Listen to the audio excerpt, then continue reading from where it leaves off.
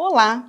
Nessa primeira aula do módulo 1, vamos estudar sobre o processo histórico, a inclusão social das pessoas com deficiência, os conceitos e fundamentos da educação inclusiva. Para contextualizar a história da educação especial, precisamos primeiro entender sobre o tratamento destinado às pessoas com deficiência. Ou seja, se falamos hoje de inclusão, é porque durante muito tempo as pessoas que não enxergavam, não ouviam ou não se locomoviam eram excluídas da sociedade. Contam que em Roma e Esparta, as crianças eram preparadas para a guerra desde o nascimento. Pela prática social da época, a criança que nascesse defeituosa, isso mesmo, como se fosse uma máquina que tivesse sido inventada, mas cheia de defeitos. A criança era abandonada para morrer. Ficava exposta em um rio, na mata ou no deserto. Essa técnica era chamada de exposição. Na antiguidade, a sociedade era composta pela nobreza e pelo povo. Os nobres eram os donos do poder e o povo vivia para produzir tudo para os nobres, como vestimentas, alimentos, utensílios e riquezas, exatamente tudo que a nobreza precisasse. As pessoas que não serviam para produzir riquezas nem guerrear, não serviam para mais nada. Podia ser exterminada sem nenhum problema de ordem ética, moral ou religiosa. Mesmo na Idade Média, com o surgimento do cristianismo e com a concepção do homem como criatura divina, as pessoas com necessidades especiais eram isoladas em asilos ou em conventos, onde eram acolhidas como pecadoras ou ligadas às superstições da sociedade daquela época, em que pessoas disformes eram possuídas por algum espírito maligno. Frente a esse contexto histórico e social, percebemos que as pessoas com necessidades especiais passaram por várias fases distintas e que, desde a antiguidade, a educação para as pessoas com deficiências vinha sendo construída com muita luta, lágrima, tortura, exclusão e segregação. Diante deste contexto, podemos citar as fases históricas que as pessoas com deficiências passaram para terem direito à vida e depois, finalmente, à educação. A primeira foi a fase de exclusão, como veremos no slide a seguir. Exclusão. A exclusão aconteceu no período antes de Cristo.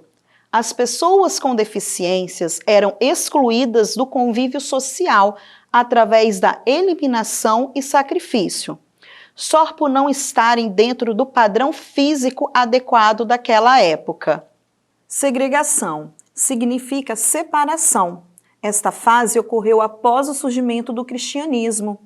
As pessoas com deficiência não eram eliminadas, mas sim isoladas da sociedade e passaram a ser acolhidas em instituições religiosas.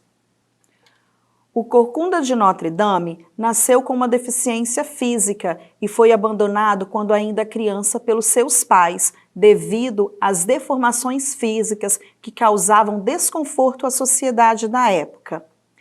Abandonado, foi acolhido pela Catedral de Notre Dame, na França, mas passava seus dias escondido do mundo exterior, que o destratava diante de sua aparência incomum. Com isso, o que lhe restava era a função de sineiro da catedral. O local não era guardado por funcionário, apenas era patrulhado por alguns guardas do rei que mantinham o distanciamento do personagem assustador. Algumas pessoas já estavam incomodadas com o tal descaso com os deficientes, termo utilizado naquele período.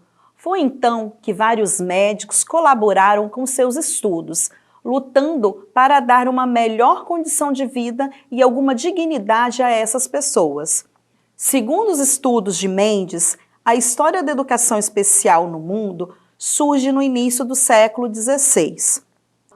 com médicos e pedagogos que, desafiando os conceitos vigentes épicos, acreditaram nas possibilidades de indivíduos até então considerados ineducáveis.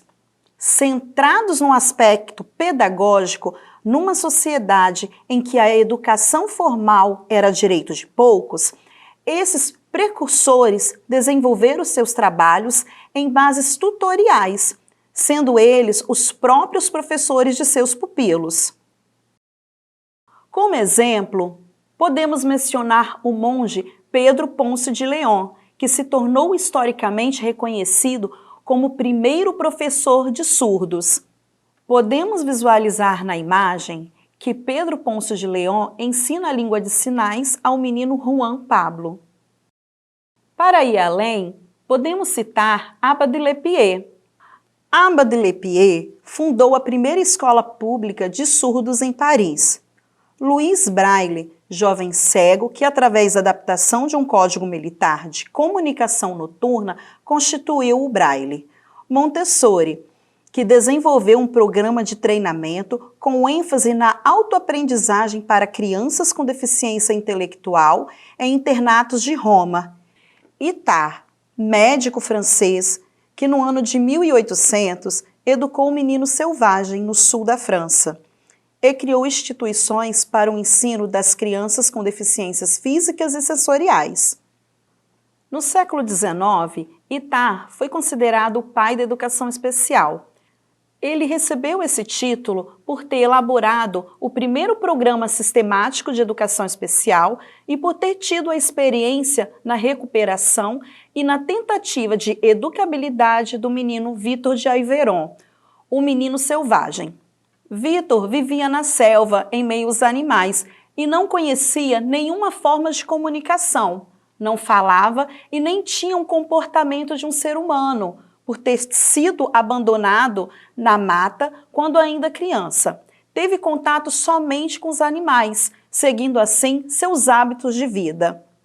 Esta foi a primeira tentativa de educar e modificar o potencial cognitivo de uma criança com necessidades especiais.